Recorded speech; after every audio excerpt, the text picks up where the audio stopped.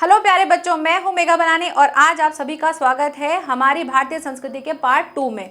इससे पहले हमने भारतीय संस्कृति के बारे में समझा था, जिसमें डॉक्टर राजेंद्र प्रसाद ने अपने एक भाषण में क्या बताया था कि भारतीय संस्कृति कैसी है, भिन्न भिन्न अलग अलग लोग हैं, अलग अलग जाति है, धर्म है, उसके बाद भी हम एक संस्कृति को बना के रख रहे हैं। और उस संस्कृति को बना के रखने में सबसे ज़्यादा इंपॉर्टेंट जो रोल उन्होंने बताया था वो है अहिंसा और सत्य।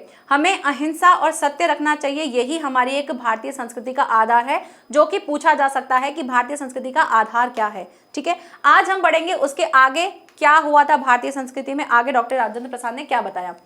दूसरी बात, अब यहाँ से दूसरी बात, उन्होंने इससे पहले पूरा नेचर से रिलेटेड बताया था, हमारे आसपास की प्राकृतिक जलवायु से रिलेटेड बताया था। अब वो आगे हमको कुछ हमारे जीवन में समझाना चाहते हैं। दूसरी बात जो इस संबंध में विचारणीय है, क्या विचारणीय है, वह यह है कि संस्कृति और सामूहिक चेतना ही हमारे देश का प्रमाण है। ठीक है, संस्कृति और सामूहिक चेतना, हमारी जो संस्कृति है, हमारी सामूहिक यानी हम सब साथ में क्या सोचते हैं, हमारी सोच एक दिशा में जानी चाहिए, उसी को हम सामूहिक चेतना कहते हैं। यही हमारे देश का क्या है, प्रमाण है, यानी कि यही हमारे देश का रिजल्ट है।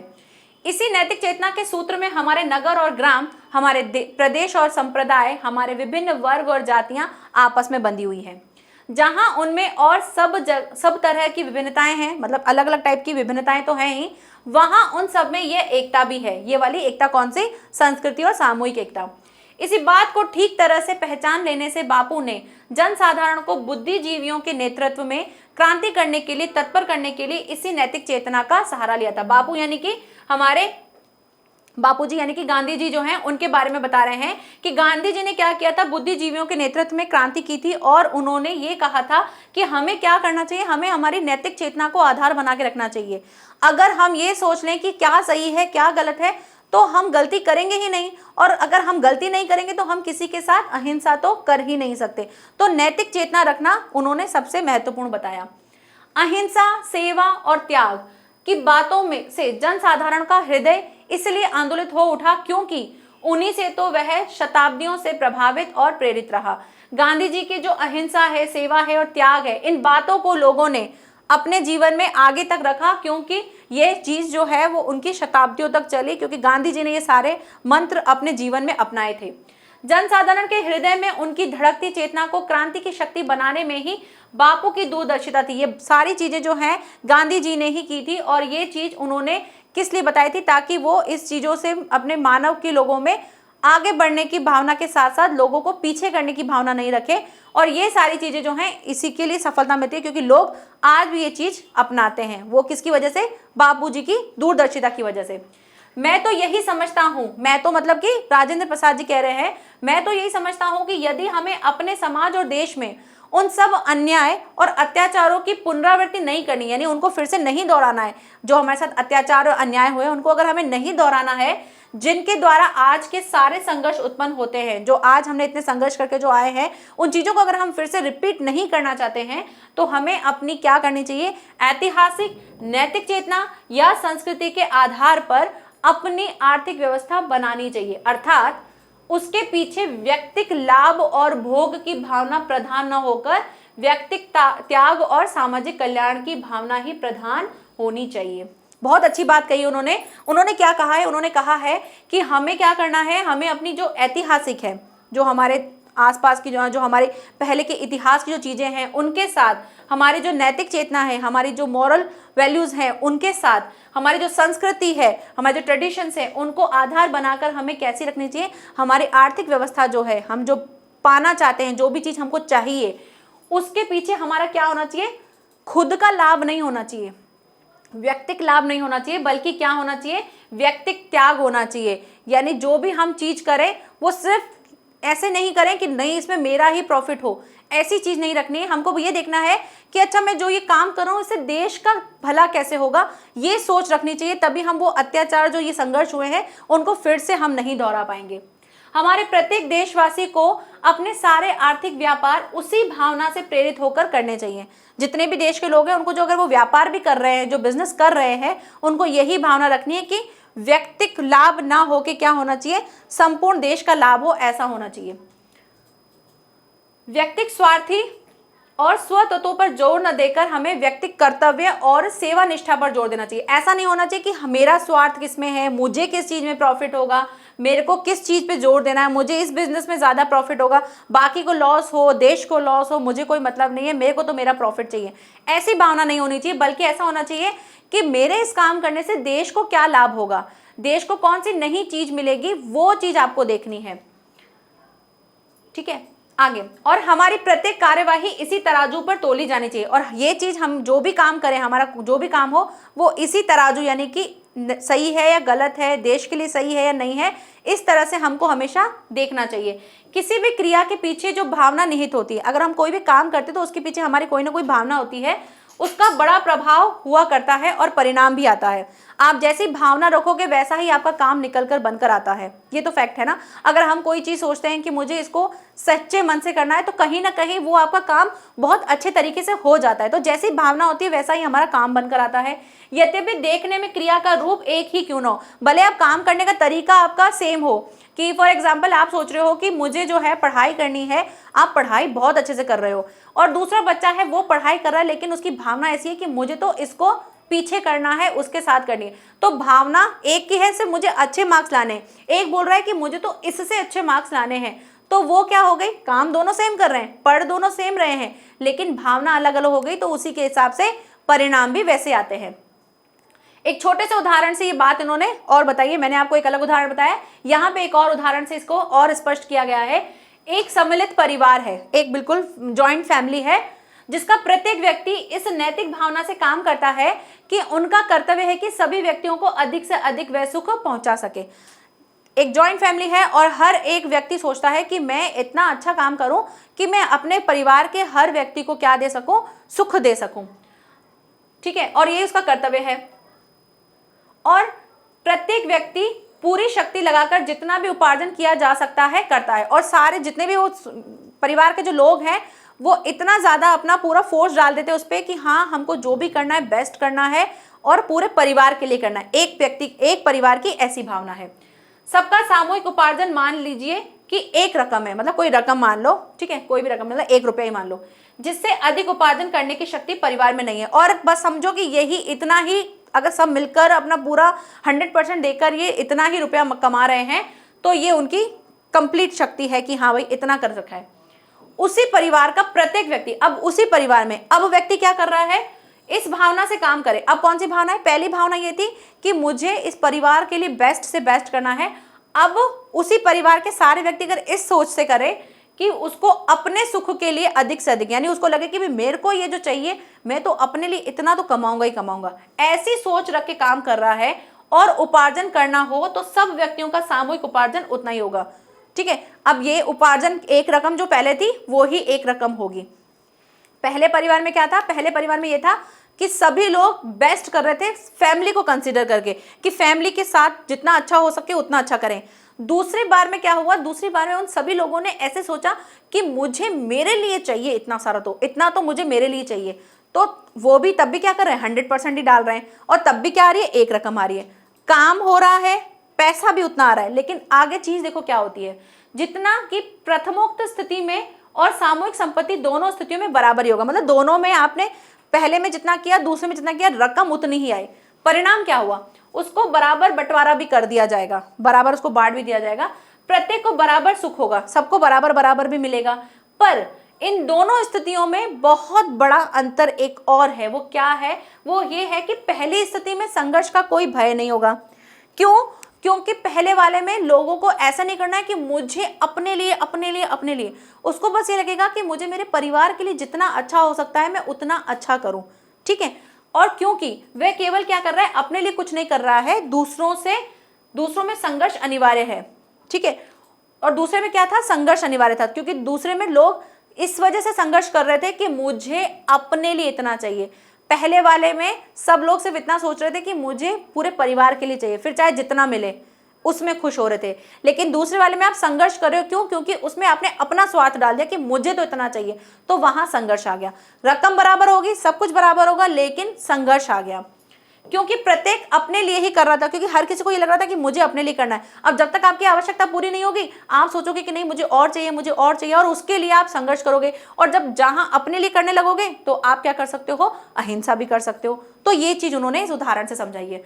हम समझते हैं कि हमारी संस्कृति का तकाजा ये है कि पहली स्थिति में हम अपने को लाएं, और यदि संसार का संघर्ष मिटाना है, और अगर अपने संसार का संघर्ष मिटाना है, तो हमको पहली वाली स्थिति यानी कि देश को सोच के हमें हर काम करना है, ना कि अपने लिए कि मुझे कौन से काम में प्रॉफिट होगा, मैं किस चीज को करूं जिससे मुझे लाभ होगा। ये ना सोचते हुए हमें देश के बारे में सोचना चाहिए। ठीक है, आगे बढ़ते हैं।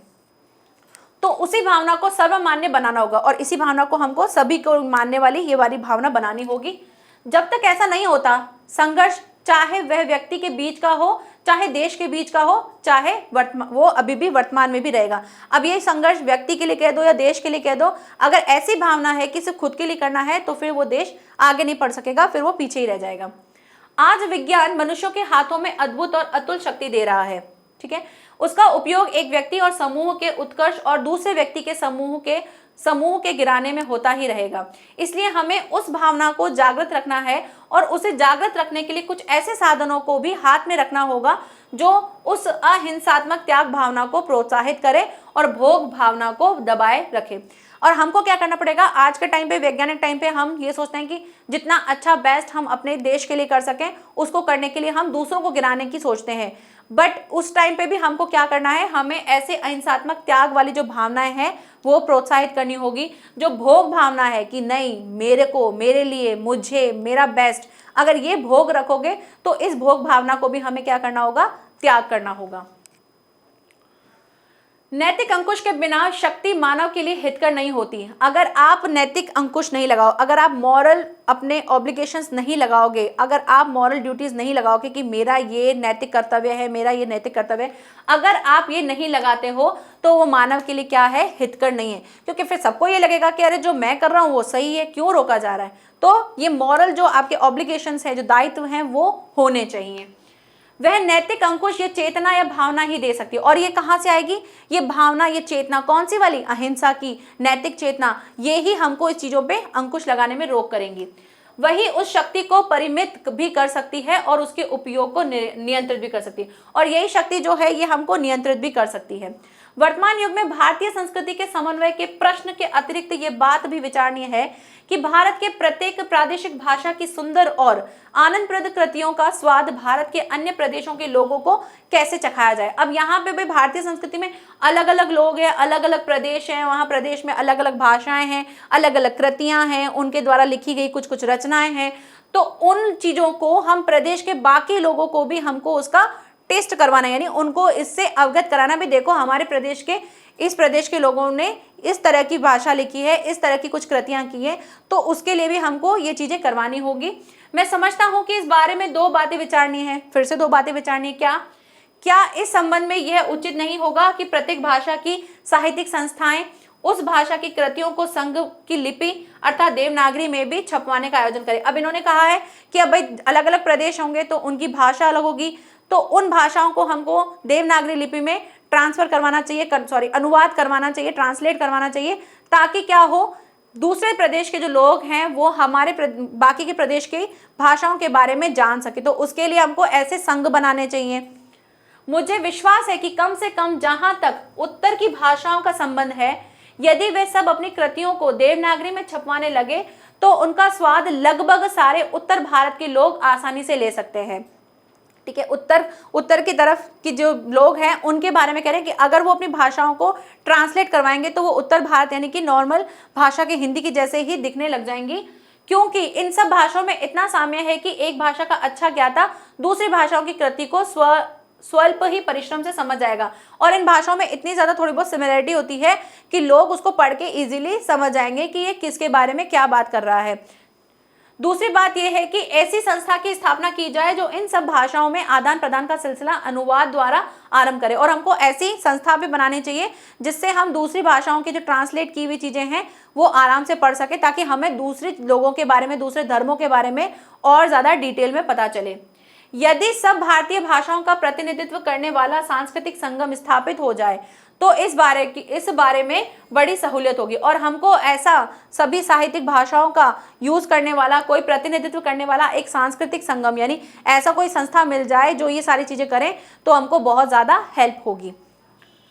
साथ ही वह संगम साहित्यकों को प्रोत्साहन भी प्रदान कर सकेगा और इससे क्या होगा कि वो और लोगों को भी प्रोत्साहित करेंगे कि आप इस तरह की और भी संस्थाएं बनाएं और अच्छे साहित्य के स्तर का निर्धारण और सृजन करने में भी पर्याप्त अच्छा कार्य कर सकेगा। और इसकी वजह से क्या होगा, हमको अलग अलग साहित्यिक जो होंगे उनके बारे में पता चलेगा और हमारे देश में जो है नए नए साहित्यों की भी हमको खोज मिलेगी। साहित्य संस्कृति का एक व्यक्त रूप है। साहित्य से ही हम अपनी संस्कृति का पता लगाते हैं। हम साहित्यों को पढ़कर ही हमें पता चलता है लोगों ने क्या किया था अपने जीवन में, क्या क्या चीजें हुई थी, तो वो चीजें जो है हमको साहित्य से पता चलेंगी। तो इसके लिए हमको क्या करना है, हमको अलग अलग जो जगह हैं, अलग अलग जो प्रदेश हैं, उनके भी कृतियां हमको पढ़नी चाहिए। उसके दूसरे रूप गान, नृत्य, चित्रकला, वास्तुकला, मूर्तिकला इत्यादि भी देखने होंगे कि वो वहाँ पर कैसे डांस होते हैं, कैसा गाना गाया जाता है, कैसी चीजें पहनी जाती हैं, उसके बारे में हमको पता चलेगा। भारत अपनी एक सूत्रता इन सब कलाओं द्वारा प्रदर्शित करता आया है और ये जो भारत है ये इस टाइप की चीजें करता आया है जो कि हम आज भी करते हैं। आज भी हम अगर हमारे स्कूल में फंक्शन होता है तो हम अलग अलग जो फैंसी ड्रेस कंपटीशन होते हैं उनमें हम ये चीजें दिखाते हैं कि भाई अलग अलग प्रांतों में कैसा कैसा ड्रेस पहना जाता है, तो वो भारत में आज भी विद्यमान है। इन सब विषयों पर हमको इस प्रतिज्ञा को ध्यान में रखकर विचार करना है जो एक भवन में शाहजहां ने उसके निर्माण के पश्चात खुदवा दी थी और इन सभी चीजों पे हमको फोकस करना है। और इस फोकस करते हुए जो शाहजहां ने जब एक भवन का निर्माण किया था तो वहां पर उन्होंने कुछ लिखवाया था। वो क्या लिखवाया था, उसने गर्व के साथ खुदवा दिया था और वो खुदवाया क्या था, वो था गर फिरदौस बर रूए जमीयस्त हमीयस्तो हमीयस्तो हमीयस्तो, यानी कि पृथ्वी पर अगर स्वर्ग है तो कहाँ है, यही है यही है यही है, यानी भारत के बारे में बात की है। यह स्वप्न तभी सत्य होगा और पृथ्वी पर स्वर्ग तो तभी स्थापित होगा जब अहिंसा, सत्य, सेवा का आदर्श सारे भूमंडल में मानव जीवन का मुख्य आधार और प्रधान प्रेरक शक्ति हो गया होगा। और ये चीज तभी होगी जब हम अहिंसा रखेंगे, सत्य रखेंगे, त्याग की भावना रखेंगे, तभी हम खिलकर आएंगे और तभी हमारी भारतीय जो एक्चुअल भारतीय संस्कृति है वो निखर कर दिखेगी। ठीक है, तो ये था हमारा डॉक्टर राजेंद्र प्रसाद द्वारा लिखित एक भाषण, जिसके भाषण का कोई एक अंश हमको यहाँ बताया गया था। यहाँ पर हुआ चैप्टर कंप्लीट। अब करते हैं अभ्यास प्रश्न। तो अभ्यास प्रश्न में क्या आ सकता है, पहले मैंने डिस्कस किया था लास्ट क्लास में कि यहाँ पर आपको क्वेश्चन ऐसे मिल सकता है कि जीवन परिचय दीजिए और उनकी रचनाओं का उल्लेख कीजिए, तो आप वहाँ से कर सकते हैं, है ना। अगर आ सकता है भाषा शैली और रचनाओं का उल्लेख कीजिए, साहित्य में स्थान और जीवन परिचय को बताइए, तो वहाँ से आप उन सभी चीज़ें जो हैं उनके द्वारा अपने आंसर को लिख सकते हो। बात करते हैं गद्यांश के बारे में और उसके बाद हम देखेंगे हमारे व्याकरण से संबंधित प्रश्न। तो सबसे पहले देखो अभ्यास प्रश्न में गद्यांश देखें तो गद्यांश है ये रहा। निम्नलिखित अवतरणों के आधार पर उनके नीचे दिए गए प्रश्नों के उत्तर लिखने हैं। आपको रेखांकित किया हुआ मिल रहा है, वो है आज हम इस निर्मल, शुद्ध, शीतल और स्वस्थ अमृत की तलाश में हैं और हमारी इच्छा, अभिलाषा, प्रयत्न ये है कि वह इन सभी अलग अलग बहती हुई नदियों में अभी भी उसी तरह बहता रहे और इनको वह अमृतत्व देता रहे और जो जमाने के हजारों थपेड़ों को बर्दाश्त करता हुआ भी आज भी हमारे अस्तित्व को कायम रखे हुए है और आगे भी रखेगा। तो ये रेखांकित पद है। इसके लिए हमको पहले तो क्वेश्चन आएगा कि संदर्भ करना है, उसको कर देंगे। उसके बाद रेखांकित गद्यांश से रिलेटेड आएगा। उसके बाद आपको 1 से 2 क्वेश्चन और मिल सकते हैं जो इस गद्यांश से रिलेटेड होंगे। देखते हैं। सबसे पहले आपको गद्यांश के पाठ का लेखक, गद्यांश का पाठ और उसके लेखक का नाम लिखना है। तो प्रस्तुत गद्यांश हमारी पाठ्य पुस्तक हिंदी के गद्य खंड में संकलित डॉक्टर राजेंद्र प्रसाद द्वारा लिखित भारतीय संस्कृति नामक निबंध से उद्धृत है। पाठ का नाम क्या है भाई, भारतीय संस्कृति। लेखक का नाम है डॉक्टर राजेंद्र प्रसाद। ठीक है, आगे बढ़ते हैं। आगे है रेखांकित अंश की व्याख्या करनी है। तो रेखांकित अंश की व्याख्या करें तो क्या है, भारतीय संस्कृति रूपी विशाल सागर में आकर गिरने वाली इन नदियों में एक ही भाव है। क्या भाव है, ये जो है शुद्ध, स्वच्छ, शीतल और स्वास्थ्यप्रद जल अमृत के समान प्रभावित होता रहता है। इस जल में एक ही उदात्त भाव का समावेश है जो है भारतीय संस्कृति को अमरता और स्थिरता प्रदान करना।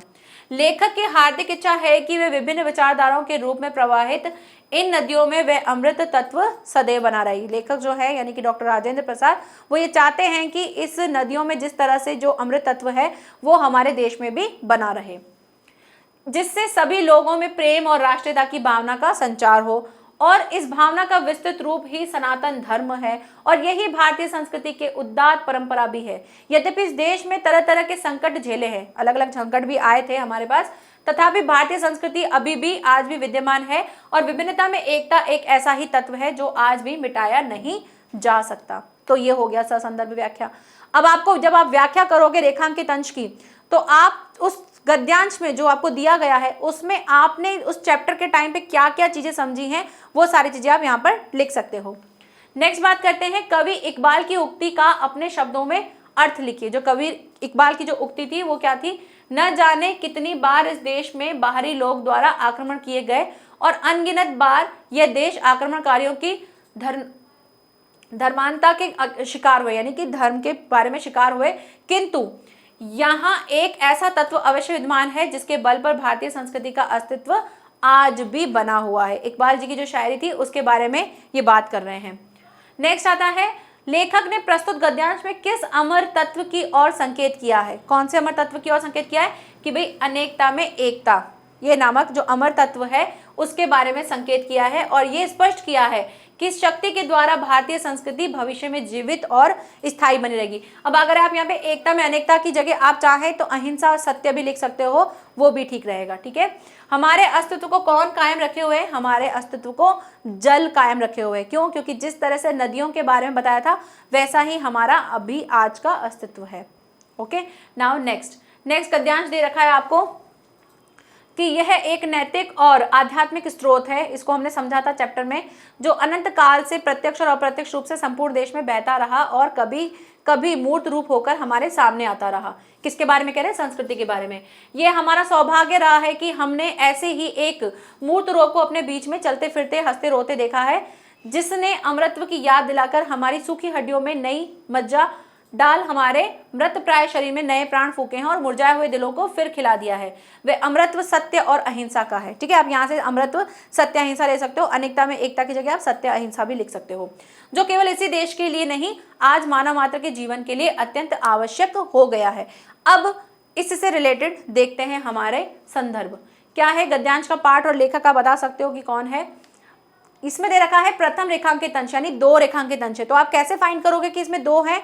तो उसके लिए देखो, आपको यहाँ पर जब आप अंडरलाइन किया हुआ है तो यहाँ पे आपकी लाइन ब्रेक हो रही है इस जगह पे, तो ये एक पहला गद्यांश है यहाँ से लेके यहाँ तक का, और दूसरा यहाँ से जो आपका यहाँ तक का है ये गद्यांश है। ठीक है, तो इस तरह से ध्यान रखना। अगर आपको ऐसे मिल जाता है तो देख लेना बीच में कि कहीं लाइन ब्रेक हो रही है क्या, तो 2 रेखांकित भी मिल सकते हैं आपको। तो प्रथम में क्या है, प्रस्तुत गद्यांश में लेखक ने यह बताया है कि हमारी संस्कृति में निहित अमृत तत्व का स्रोत जो है वो नैतिक और आध्यात्मिक है, जो आदिकाल से ही प्रत्यक्ष रूप से और अप्रत्यक्ष रूप से यानी हमारे देश में बहता चला आ रहा है और ये कभी भी स्थूल में अर्थात मूर्त रूप में किसी महापुरुष के रूप में जन्म लेता रहता है। यानी आज जो संस्कृति है ये हमको हमारे महापुरुषों में, हमारे जो पहले के जो महान पुरुष नेता वेता जो भी हैं उनमें हमको ये चीजें दिखने को मिलती हैं और आज भी देखने को मिलती हैं। द्वितीय रेखांकित अंश की व्याख्या। प्रस्तुत गद्यांश में लेखक ये बता रहे हैं कि हम बड़े ही भाग्यवान हैं, इसी प्रकार के एक स्थूल रूप यानी कि महात्मा गांधी के बारे में बात कर रहे हैं, हमारे बीच चलते फिरते और हंसते रोते हुए देखा है। इसी मूर्त के रूप में परतंत्रता के परिणाम स्वरूप सूख चुकी हमारी हड्डियों में अमृत तत्व की स्मृति दिलाकर नई मज्जा प्रदान करी है। मरे हुए से हमारे शरीर में प्राणों का संचार किया है, निराश और मुरझाए हुए दिलों को प्राणदान देकर पुनः खिला दिया है और उनमें नूतन ऊर्जा का संचार किया है और उस मूर्त रूप को अमृत तत्व प्रदान किया है और सत्य अहिंसा, और वो क्या है, वो है सत्य और अहिंसा। तो इसको आप अपने ओन लैंग्वेज में बना के भी लिख सकते हो, जरूर नहीं आपको ऐसे लिखना है, आपने जो चैप्टर के अंदर समझा है आप उस तरह से उसे लिख सकते हो। नेक्स्ट, मानव मात्र के जीवन के लिए क्या क्या आवश्यक है, इसका मूर्त रूप कौन है, या फिर क्वेश्चन ऐसे भी आ सकता है, हमारे लेखक ने गद्यांश में क्या संदेश देना चाहा है जिसका गद्यांश में वर्णन किया गया है। तो जो गद्यांश में दिया गया आपको उसी से रिलेटेड लिखना है कि मानव मात्र के जीवन के लिए सत्य और अहिंसा नामक अमृत तत्व की आवश्यकता है। आज की बढ़ती हुई हिंसात्मक प्रवृत्तियों में इसकी प्रासंगिकता और ज्यादा बढ़ गई है। सत्य और अहिंसा के मूर्तिमान स्वरूप यानी कि राष्ट्रपिता महात्मा गांधी जो है उनके लिए बताया गया है, जिसका प्रस्तुत गद्यांश में सांकेतिक रूप में वर्णन किया गया, मतलब संकेतों के आधार पर उनके बारे में वर्णन किया गया कि उन्होंने किस किस तरह से अपने देश के लिए क्या क्या किया था। यानी क्योंकि इसमें इस पूरे चैप्टर में आपको अहिंसा अहिंसा बार बार देखने को मिला था और वो चीज हमारे महात्मा गांधी जी ने ही बताई थी। तो इसमें सांकेतिक यानी कि बोलते तो पॉइंट आउट करके बताया गया है कि भाई एक संकेत दिया जाता है ना, इशारा इशारा, उस तरह से बताया गया है। पूरा क्लियर कट आपको महात्मा गांधी के लिए नहीं बताया, लेकिन अहिंसा अहिंसा ये वर्ड्स यूज कर करके उन्होंने महात्मा गांधी के बारे में बताया है। नेक्स्ट है भारतीय संस्कृति में विद्यमान अमर तत्व का स्रोत बताइए। कौन है अमर तत्व? हम बता चुके हैं, नैतिक और आध्यात्मिक या फिर सत्य अहिंसा, कुछ भी आप लिख सकते हो। यह हमारे सम्मुख किस रूप में आता है? यह हमारे सम्मुख इस तरह से आता है जो कि अनंत काल से कभी प्रत्यक्ष रूप से, कभी अप्रत्यक्ष रूप से, कभी मूर्त कभी अमूर्त रूप से हमारे सम्मुख आता रहता है। और वो क्या है? वो हमारे देश के महापुरुष हैं, उनके बारे में कहा गया है। ओके, नाउ लेखक ने अमर तत्व का स्रोत किसे बताया है? भारतीय संस्कृति को बताया है। बिल्कुल, हमें अमर तत्व की याद दिलाकर किसने हमारे मृत प्राय शरीर में प्राण फूके हैं? हमें अमरत्व की याद दिलाकर महात्मा गांधी ने हमारे मृत शरीर में क्या फूके हैं? प्राण फूके हैं। तो ये थे हमारे गद्यांश के प्रश्न उत्तर। अब बात करते हैं हमारे व्याकरण से रिलेटेड कैसे कैसे क्वेश्चन आते हैं। तो पहला है, निम्नलिखित शब्दों में एक ही प्रत्यय लगा है, एक ही प्रत्यय लगा हुआ है सब में। प्रत्यय को मूल शब्द से अलग कीजिए। आपको प्रत्यय को मूल शब्द से अलग करना है और उन्हें देखकर प्रत्यय लगाने के बाद शब्द में होने वाले परिवर्तन के विषय में एक नियम का प्रतिपादन करना है। तो देखो यहाँ पर अगर आप देखोगे तो जब मैंने प्रत्यय पढ़ाए थे तब मैंने इस बात को डिस्कस किया था कि जो इक प्रत्यय है वो इक प्रत्यय क्या करता है? पीछे तो परिवर्तन लाता ही लाता है, शब्द के आगे भी परिवर्तन लाता है। तो ये एक नियम है जो आप इसमें लिख सकते हो। जैसे क्या दे रखा है? नैतिक, तो नैतिक नीति जमा इक, इस तरह से बना है। तो ये जब आप बोल रहे हो तब इसके साउंड में डिफरेंस आता है, जब इसको साथ में बोल रहे हो तो इसके साउंड में बिल्कुल डिफरेंस आता है। यानी उच्चारण एक होता है, आप सिर्फ पीछे पीछे लो, जैसे मानवता ले रहे हो तो ता लगा के आप उसमें सिर्फ पीछे के साउंड में चेंज देख रहे हो, लेकिन इक प्रत्यय ऐसा होता है जिसमें आप साउंड के आगे और पीछे दोनों तरफ में चेंज देखते हो। नीति एक नैतिक हो गया, इतिहास एक ऐतिहासिक हो गया। तो ये ऐसे सारे शब्द हैं। तो नैतिक, नैतिक, वैज्ञानिक, औद्योगिक, बौद्धिक, ऐतिहासिक, सामूहिक, प्रादेशिक, साहित्यिक, ये सभी ऐसे शब्द हैं। तो देखिए नैतिक का नीति जमा एक, विज्ञान विज्ञान एक, औद्योगिक उद्योग एक, बौद्धिक बुद्धि एक, ऐतिहासिक इतिहास एक, सामूहिक समूह एक, प्रादेशिक प्रदेश जमा एक और साहित्यिक साहित्य जमा एक। तो यहाँ पे पीछे तो साउंड में चेंज आ ही रहा है, आगे भी आ रहा है। तो ये होता है इक प्रत्यय का रूल। नेक्स्ट आता है, नेक्स्ट है निम्नलिखित शब्दों में उपसर्ग को मूल शब्दों से अलग करना है। उपसर्ग और मूल शब्द को अलग करना है। हमेशा आपको व्याकरण में यही मिलेंगे, उपसर्ग संधि, प्रत्यय समास, यही चीजें मिलेंगी आपको। तो इसमें क्या करना है? आपको उपसर्ग को अलग करना है। पहले वाले प्रत्यय को अलग किया था, अभी उपसर्ग करना है। तो उपसर्ग आगे होता है, कैसे लगाएंगे? अत्याचार अति जमा आचार, इसमें कौन सी संधि है? यण संधि है। उपार्जन उप अर्जन, उपयोग, प्रत्यय का प्रति एक, परिश्रम परिश्रम, आदान आ और दान। ठीक है, तो ये हो गए हमारे उपसर्ग। नेक्स्ट थर्ड क्वेश्चन क्या है? थर्ड क्वेश्चन है निम्नलिखित शब्द उपसर्ग और प्रत्यय दोनों के योग से बने हैं। उपसर्ग और प्रत्यय दोनों को मूल शब्दों से पृथक करना है। अब आपको इस टाइप का क्वेश्चन मिल सकता है। मॉडल पेपर में इस टाइप के क्वेश्चन आ चुके हैं जिसमें आपको शब्द दिया जाएगा और उसके आगे का और पीछे का यानी कि उपसर्ग भी और प्रत्यय भी निकालना है और साथ साथ मूल शब्द भी निकालना है। तो इसकी प्रैक्टिस भी बहुत जरूरी है। जैसे दे रखा है विभिन्नता, तो विभिन्नता में क्या है? वि भिन्न और ता, तो वी तो हो गया उपसर्ग, भिन्न ता। सुशोभित, सुशोभ, तो शोभ तो होता नहीं, शोभा होता है ना, सुशोभा इत। प्रस्फुटित यानी कि फूटना, तो प्रस्फुट इत। प्रोत्साहित में उत्साह इत, प्रोत्साहित। अहिंसा में अहिंसा आत्मक, अहिंसात्मक। प्रतिनिधित्व में प्रतिनिधि और त्व, प्रतिनिधित्व। प्रदर्शित में प्रदर्शित, प्रदर्शित। अब यहाँ पे देखो छोटी की मात्रा, तो आप छोटी की मात्रा लगाना, बड़ी की मात्रा नहीं लगा देना, तो फिर गलत हो जाएगा। Okay, now next. नेक्स्ट दे रखा है निम्नलिखित प्रत्ययों से 5-5 शब्दों की रचना करनी है। आपको ऐसे प्रत्यय मिल जाएंगे, मे बी 5 ना मिले, आपको 3 मिल सकते हैं, 5 भी मिल सकते हैं, और आपको इनके साथ प्रत्यय लगाना, मतलब शब्दों के साथ प्रत्यय लगा के नए शब्द बनाने। तो जैसे पूर्वक हो गया, पूर्वक से कैसे बना सकते हो, सुखपूर्वक, आनंद पूर्वक, ठीक है, और इसी तरह से और भी बना सकते हो, ध्यान पूर्वक, तो पूर्वक से बन गए। तो ऐसे बना सकते हो कवित्व, ममत्व, ठीक है, जड़त्व, तो ऐसे बन सकते हैं।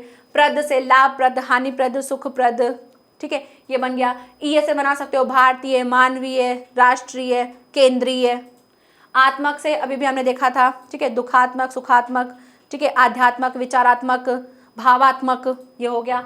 जन्य, जन्य से बना सकते हो सौजन्य बना सकते हो, और आनंद जन्य बना सकते हो, ठीक है, इस तरह से आप अलग अलग बना सकते हो। तो 5 बनाने हैं, 5 बना देते हैं। सबसे पहले देखो पूर्वकता, प्रेम पूर्वक, शांति पूर्वक, विचार पूर्वक, नियम पूर्वक, विनय पूर्वक, ठीक है, सुख पूर्वक, कुछ भी लिख सकते हो। बंधुत्व, कवित्व, प्रभुत्व, महत्व, मनुष्यत्व, जड़त्व, ठीक है, ये लिख सकते हो।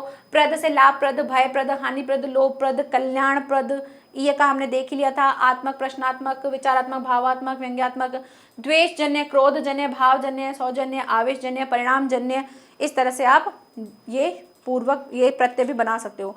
तो इस तरह से आपको क्वेश्चन मिलते हैं उपसर्ग से रिलेटेड, प्रत्यय से रिलेटेड। तो ये हो गया हमारा व्याकरण पार्ट। यहीं पर ही हमारे क्वेश्चन कंप्लीट होते हैं और हमारा 4th चैप्टर जो है वो कंप्लीट होता है। नेक्स्ट हम चैप्टर करेंगे चैप्टर नंबर 6, क्योंकि जो डिडक्टिव चैप्टर्स हैं उसको छोड़ के हम बाकी के जो 70% है उसी को कंसिडर कर रहे हैं। तो नेक्स्ट चैप्टर हम 6 करने वाले हैं। तो जिस किसी के बच्चों के मन में क्वेश्चन हो कि अरे ये बीच बीच में से क्यों हो रहा है, तो अभी हम सिर्फ 70% कर रहे हैं, बाकी का 30% अभी कुछ टाइम में, अगर 1-2 महीने में हमें क्लियरिटी मिल जाएगी तो उसके अकॉर्डिंग फिर देखेंगे कि अगर और चैप्टर ऐड ऑन हो रहे होंगे तो हम उनको और कर लेंगे। ठीक है, तो मिलते हैं नेक्स्ट लेक्चर में। Thank you so much, bye bye and take care.